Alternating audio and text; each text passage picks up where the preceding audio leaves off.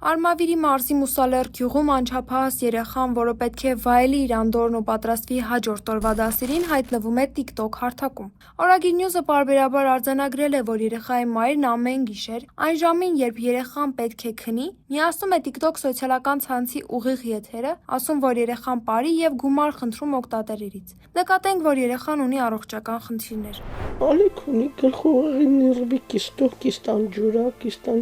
ջրի նման ծվրված է, ունի խոսակցականի հետ խնդիր, մեկ է սուրբ ռոխի տասմա։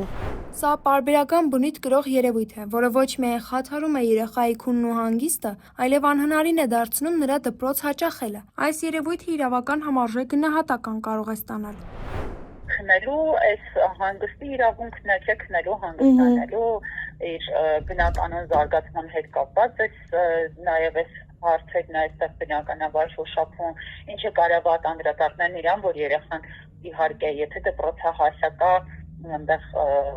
կրթություն ստանալու այս բանը խաթարվի, իրավունքը խաթարվի երեխայի եւ այլն, որոնք ըստ էության ծնողի պարտականությունն են, որ ծնողը պետք է պայծառ ձևով դաստիարակություն ապահովի, որ այս հանգամանքները երեխայի մոտ ամբողջությամբ բավարարված լինեն։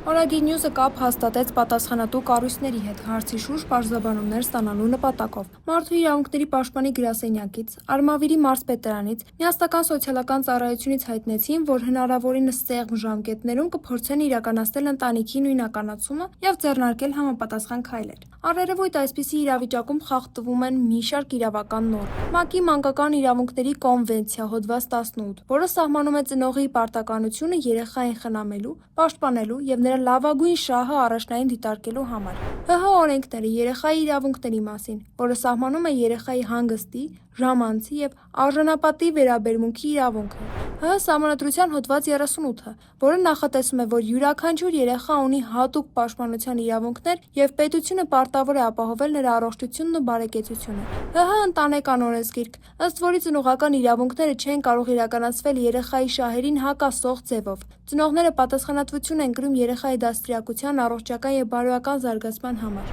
Մասնագետների պնդմամբ ամենակարճ ճանապարհը խնամակալության հանձնաժողովին դիմելն է, որն ի պաշտոնե պարտավոր է զբաղվել երեխայի իրավունքների պաշտպանությամբ։ Նշենք նաեւ, որ որոշ քաղաքացիներ մեկնաբանություններում մտահոգություն են հայտնում, որ երեխայի իրավունքների եւ բնականոն զարգացման խախտումներն ավելի շատ վնաս են պատճառում երեխային, չեն արդարացնում այն մի քանի դրամ նվիրատվությունները, որոնք հանգանակվում են այդ հարթակում երեխայի երգելով ու պարելով։